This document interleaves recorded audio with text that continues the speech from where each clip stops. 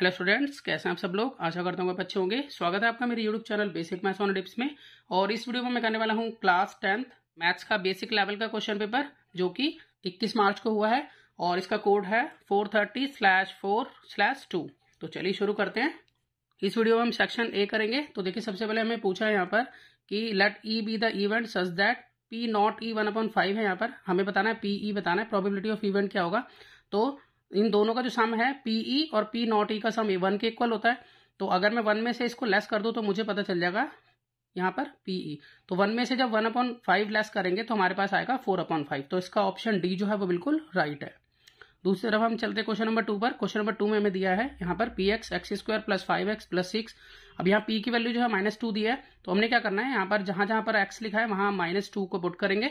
तो -2 को पुट करेंगे तो हमारे पास आंसर आ जाएगा इसका। तो मैं आपको सॉल्व करके दिखाता हूँ इसे। तो देखिए यहाँ है P X is equal to X square plus 5x plus 6। अब यहाँ पर -2 रख देंगे हम x की जगह पर, 5 यहाँ -2 प्लस 6। अब यहाँ -2 इंटू -2 हो जाएगा 4 प्लस का, और प्लस माइनस माइनस 5 2 10, ये -10 हो जाएगा। उसके बाद यहाँ है प्लस 6, प्लस माइनस माइनस यहाँ पर आ जाएगा -6 और यहाँ प्लस 6। तो -6 प्लस 6 जो है वो 0 के इक्वल होगा। तो यहाँ पर ऑप्शन इसका बी पहले से राइट है। जिस बच्चे ने किया इसको बिल्कुल ठीक आंसर है। उसके बाद है देखिए, यहाँ पर मोड निकालना है नंबर्स का। तो यहाँ पर मोड का मतलब ये है कि जिसकी फ्रीक्वेंसी ज़्यादा होती है वो मोड होता है। तो इसमें जो नंबर सबसे ज़्यादा बार आ रहा है वही मोड होगा। तो अगर हम यहाँ चेक करें तो हमें यहाँ पता चलेगा 4 यहाँ पर सबसे ज़्यादा बार आ रहा है, 1 2 3 4, ये 4 बार आ रहा है। बाकी कोई भी नंबर जो है वो 4 बार नहीं आ रहा। तो इट मीन्स सी ऑप्शन इसका बिल्कुल राइट है। उसके बाद देखिए, क्वेश्चन नंबर 4 में हमसे पूछा है कि how many tangents can be drawn to a circle from a point on it. तो कितने टेंजेंट्स हम खींच सकते हैं, सिर्फ एक ही टेंजेंट खींच सकते हैं। अब देखिए, क्वेश्चन नंबर 5 में दिया है a quadratic equation whose one root is 2 if the sum of whose root is 0। तो यहाँ पर वो हमें क्वाड्रेटिक इक्वेशन बतानी है कि कौन सी होगी। तो इसका एक रूट हमें दिया हुआ है। तो हम जैसे कि जानते हैं कि अल्फा प्लस बीटा जो है इसका सम हमें यहाँ 0 दिया हुआ है, और एक रूट हमें दिया है कि वो यहाँ पर है 2। तो यहाँ पर अल्फा हमारा 2 है, प्लस बीटा हमें नहीं मालूम। तो बीटा मैं निकाल सकता हूँ यहाँ पर। तो 0 - 2, तो बीटा की वैल्यू आ जाती है मेरे पास 2। तो अब मैं अल्फा और बीटा का प्रोडक्ट निकालूँ तो अल्फा इंटू बीटा यहाँ पर बनेगा। अल्फा हमारा क्या है 2, और बीटा हमने अभी भी निकाला -2। तो इस तरह से अल्फा बीटा का प्रोडक्ट मेरे पास बन गया -4। तो इक्वेशन हम किस तरह से बनाते हैं, तो इक्वेशन बनाने के लिए हम यूज करते हैं एक्स स्क्वायर, यहाँ पर alpha plus beta x plus alpha into beta. तब यहाँ पर x square minus alpha plus beta 0 के इक्वल है, 0 इंटू में एक्स, और प्लस अल्फा इंटू बीटा जो है वो -4 के इक्वल है। तो इस तरह से एक्स स्क्वायर, यहाँ तो ये सब कुछ 0 हो गया और यहाँ प्लस माइनस माइनस। तो यहाँ पर जो इक्वेशन बनी हमारी इस तरह से वो ये बन जाती है एक्स स्क्वायर -4 इक्वल टू 0। तो एक्स स्क्वायर -4 इक्वल टू 0 देखें कहाँ पर है, तो हम यहाँ देखते हैं ऑप्शन डी जो है इसमें बिल्कुल राइट है। चलते हैं क्वेश्चन नंबर 6 पे। देखिए, क्वेश्चन नंबर 6 में हमें पूछा है यहाँ पर कि इसमें से कौन सी क्वाड्रेटिक इक्वेशन नहीं है। तो यहाँ पर हमें सबको सॉल्व करना पड़ेगा। तो मैंने इस सोल्यूशन निकाल लिया, मैं आपको दिखाता हूँ। देखिए, यहाँ पर सबसे पहले मैंने जब फर्स्ट इक्वेशन को सॉल्व किया, यहाँ पर इसमें आइडेंटिटी लगाई ए माइनस बी का whole square, A square -2ab plus B square लिखा, एज इट इज है। उसके बाद यहाँ पर 2 से सबकी मल्टीप्लाई हुई, तो यहाँ 2x स्क्वायर -4x प्लस 2 हुआ। और फिर उसके बाद एक्स स्क्वायर वाले एक तरफ, यहाँ पर एक्स वाले एक तरफ किए, यहाँ पर 0 रह गया। मतलब बाकी ये सारे नंबर जो है लेफ्ट में शिफ्ट किए। उसके बाद लाइक टर्म्स के अकॉर्डिंग इसे सॉल्व किया तो हमारे पास ये आया। तो हम यहाँ देख रहे हैं कि इसकी डिग्री जो है वो 2 है, और जिसकी डिग्री 2 होती है वो क्वाड्रेटिक पोलिनोमियल होता है। ठीक है, तो अब यहाँ इस तरह से फिर हमने सेकंड को चेक किया, यहाँ इसको सॉल्व किया। ठीक है, सॉल्व करने के बाद ये भी हमारी इसकी भी डिग्री जो है वो 2 आई। सेकंड वाला भी क्वाड्रेटिक इक्वेशन है जैसे फर्स्ट था, क्योंकि इसकी भी डिग्री 2 है। और अगर मैंने थर्ड वाले को यहाँ पे देखिए चेक किया, तो यहाँ पर जब मैंने इसको सॉल्व किया तो सॉल्व करने के बाद यहाँ पर एक्स का स्क्वायर नहीं है। ठीक है, हाईएस्ट डिग्री जो है वो 2 नहीं है, यहाँ पर 5x है। तो x यहाँ पर डिग्री जो है वो 1 है। तो हम ये कहेंगे कि ये वाला जो है वो क्वाड्रेटिक इक्वेशन नहीं है। यहाँ पर हम कहेंगे कि ऑप्शन सी इसमें बिल्कुल राइट होगा। देखिए, क्वेश्चन नंबर 7 में हमें दिया है a quadratic polynomial whose sum and product of 0 are 2 and -1 respectively. तो हमें यहाँ पर क्वाड्रेटिक पोलिनोमियल बतानी है जिसका सम 2 हो और प्रोडक्ट ऑफ 0 जो है वो -1 हो। तो यहाँ पर हम इसको इस तरह से करेंगे, देखिए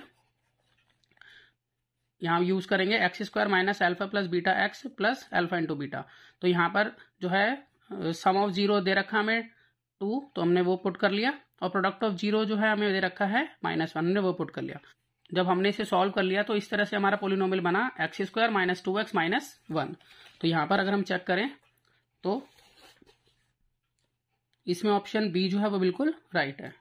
अब देखिए क्वेश्चन नंबर 8 में हमें कहा है कि HCF को एलसीएम से मल्टीप्लाई करते हैं तो क्या आएगा अगर हमारे नंबर 30 और 70 हो तो यहाँ पर हम एलसीएम भी निकालेंगे और HCF भी निकालेंगे। तो देखिए मैंने यहाँ निकाल लिया इसका। तो यहाँ पर जब मैंने HCF निकाला तो मेरा HCF जो है वो आ जाता है 10, और जब मैंने एलसीएम निकाला यहाँ पर तो एलसीएम जो है मेरे पास आ जाता है 210। तो HCF और एलसीएम की मल्टीप्लाई करेंगे तो 10 इंटू 210 करेंगे तो आ जाएगा हमारे पास 2100। तो 2100 यानी कि ऑप्शन ए इसमें बिल्कुल राइट है। उसके बाद क्वेश्चन नंबर 9 में दिया है हमें the length of an arc of a circle of radius 14 centimetre which subtends an angle of 60 degree at the centre of the circle is. तो यहाँ पर हमें लेंथ ऑफ एन आर्क निकालना, हमें रेडियस गिवन है और साथ में थीटा गिवन है। तो लेंथ ऑफ एन आर्क का फॉर्मूला होता है θ/360 मल्टीप्लाई 2πr। तो जब हम इसको पुट करेंगे तो देखिए हम इस तरह से हमारा आंसर निकल जाता है कि θ/360 2πr length of an arc होता है। तो 60/360 करेंगे, इनटू में 2 पाई की वैल्यू 22/7 यहाँ हो गई और r की वैल्यू 14 हो गई। जब इसको पूरा कट कर लेंगे तो हमारे पास आ जाएगा 44/3। तो 44/3 यानी कि ए ऑप्शन इसका बिल्कुल राइट है। देखिए क्वेश्चन नंबर 10 में हमें दिया है if the radius of a semi circular protractor is 7 centimetre then its perimeter. तो हमें एक सेमी सर्कुलर प्रोडक्टर जिसका की रेडियस हमें गिवन है उसका पैरामीटर बताना है यहाँ पर। तो पैरामीटर देखिए किस तरह से सॉल्व करेंगे। तो मैंने यहाँ पर प्रोडक्टर बना लिया है। तो इस सेमी सर्कुलर प्रोडक्टर का पैरामीटर निकालने के लिए हम एक तो ये यूज करें जिसको हम बोलते हैं πr, क्योंकि पूरा सर्कल जो है वो 2πr के इक्वल होता है।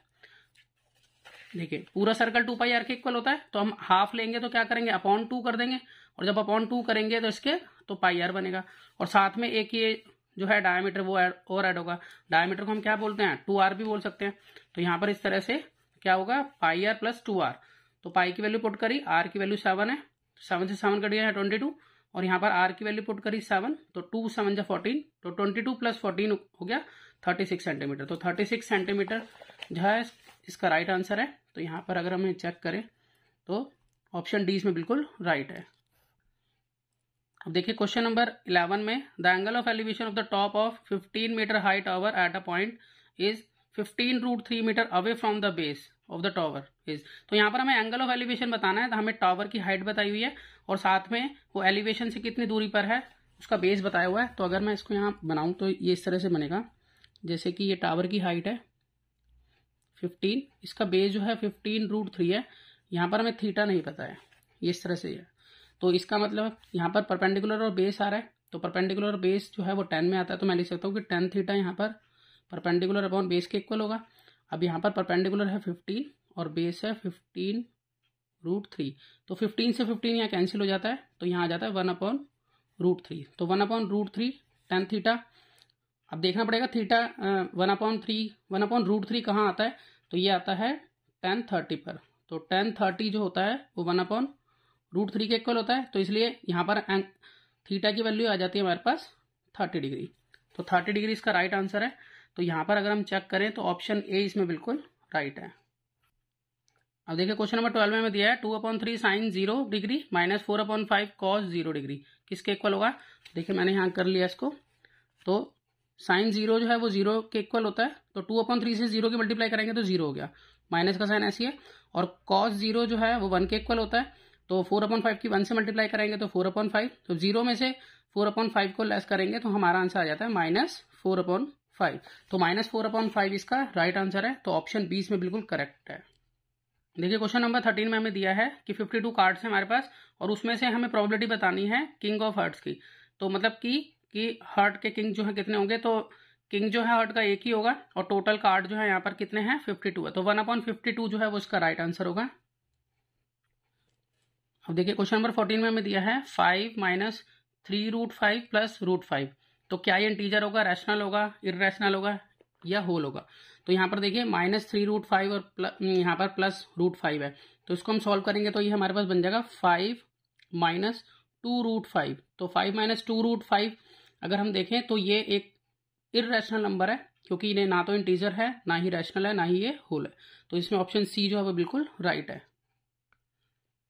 अब देखिए क्वेश्चन नंबर 15 में दिया है, if the pair of linear equations x minus Y जो है 1 के इक्वल है, x plus K Y equal to 5 है, और इसके यूनिक सोल्यूशन है, इसमें x की वैल्यू 2 दी है, y की वैल्यू 1 दी है, तो k की वैल्यू क्या होगी?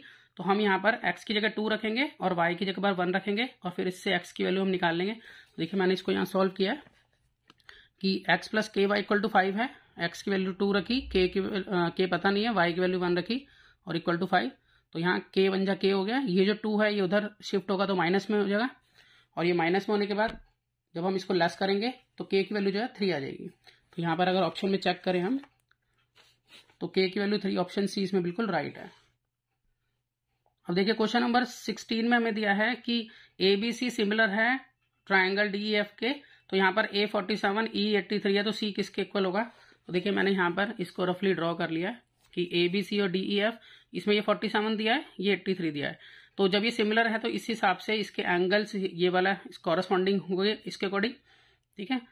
तो ये भी 83 होगा, इट मीन्स, तो यहाँ पर मैंने लिख लिया कि B और E जो है वो 83 होगा सिमिलैरिटी की वजह से। तो अब ABC के अंदर हम लिख लेते हैं कि तीनों एंगल का सम जो है 180 होगा, तो जिसमें A 47 B 83 है, तो C निकालने के लिए हम इन दोनों को प्लस करके उसमें से लेस कर देंगे 180 में से, तो इन दोनों का सम आ जाता है हमारे पास 130, तो 180 में से 130 को लेस किया तो हमारे पास आता है 50 डिग्री। तो 50 डिग्री जो है वो इसका आंसर है राइट बिल्कुल। अब देखिए क्वेश्चन नंबर 17 में हमें दिया है the length of tangent from external point A to a circle radius 3 centimetre is 4। तो यहाँ पर लेंथ ऑफ टेंजेंट तो 4 है और जो रेडियस है वो 3 है, तो हमें ये बताना है कि distance A from the centre of the circle. तो देखिए मैंने पहले यहाँ पर फिगर बना लिया, तो ये एक्सटर्नल पॉइंट है ए और इससे सेंटर तक की दूरी, मतलब ये चीज कितनी होगी? तो जैसा कि आप जानते हैं कि यहाँ पर 90 डिग्री बनेगा ये, ठीक है, क्योंकि रेडियस जो है यहाँ पर पॉइंट ऑफ कॉन्टेक्ट पर 90 डिग्री बनाती है, तो ये 90 डिग्री है, तो इट मीन्स ये हाइपोटेनस हो गया, ये हमारा हाइपोटेनस हो गया, ये हमारा चाहे बेस मान लो चाहे हाइट मान लो, ठीक है। तो हमें OA निकालने के लिए क्या करना पड़ेगा? बेस का स्क्वायर प्लस हाइट का स्क्वायर, तो यहाँ पर 4 का स्क्वायर प्लस 3 का स्क्वायर करेंगे, तो यहाँ 16 प्लस 9 यानी कि √25, तो इसका मतलब 5 आ जाएगा इसका आंसर। सॉल्व करेंगे तो √25 का आंसर 5 होता है, तो यहाँ पर अगर हम चेक करें तो ऑप्शन बी इसमें बिल्कुल राइट है। देखिए क्वेश्चन नंबर 18 में हमें दिया है the pair of linear equation x plus 2y plus 5 equal to 0 और minus 3x minus 6y plus 1 equal to 0 है। अब इसमें से कौन सा आंसर इसका ठीक होगा? अब देखिए मैंने इसको इस तरह से लिख लिया है, तो मैं यहाँ देख पा रहा हूँ कि यहाँ पर A B और C के अकॉर्डिंग जब मैंने इसको रखा तो यहाँ 1/3 आ रहा है, यहाँ -2/6 आ रहा है, यहाँ 5/1 आ रहा है, ठीक है। तो ये दोनों तो इक्वल आ रहे हैं एक दूसरे के, लेकिन ये दोनों नॉट इक्वल आ रहे हैं। तो ऐसी कंडीशन जिसमें A1/A2 equal to B1/B2 not equal हो C1/C2 के, तो उस कंडीशन में क्या होता है कि नो सॉल्यूशन होते हैं। तो इसका आंसर जो है वो नो सॉल्यूशन, ऑप्शन डी इसमें बिल्कुल राइट है। अब चलते हैं क्वेश्चन नंबर 19 पे। देखिए क्वेश्चन नंबर 19 में हमें दिया है यहाँ पर एजर्शन में if one root of the quadratic equation 4x² minus 10x plus k minus 4 equal to 0 is the reciprocal of other then value of k is 8। अगर हम k की वैल्यू 8 ले लें और तब हम इसको सॉल्व करें तो हमें ये चेक करना पड़ेगा कि इसका जो दूसरा रूट है वो उसका जस्ट रेसिप्रोकल है या नहीं है। तो देखिए मैंने यहाँ पर इसको सॉल्व किया है, तो मैंने ये इक्वेशन लिखी और यहाँ पर k की जगह पर मैंने 8 पुट किया, तो 8 में से 4 गए तो यहाँ प्लस का 4 आएगा। तो इस तरह से हमारे पास ये इक्वेशन बनी। इसको मैंने और रिड्यूस कर लिया 2 से डिवाइड करके पूरी इक्वेशन को, तो ये बना मेरे पास 2x² minus 5x plus 2 equal to 0। तो जब मैंने इसका सोल्यूशन निकाला तो मेरे पास ये दो सोल्यूशन आए इसके, एक तो 2 आया और एक 1/2 आया। तो ये दोनों सोल्यूशन एक दूसरे के रेसिप्रोकल है, क्योंकि 1/2 का रेसिप्रोकल 2 होता है, 2 का रेसिप्रोकल 1/2 होता है। तो इट मीन्स इसमें जो एजर्शन है ये तो बिल्कुल ठीक है।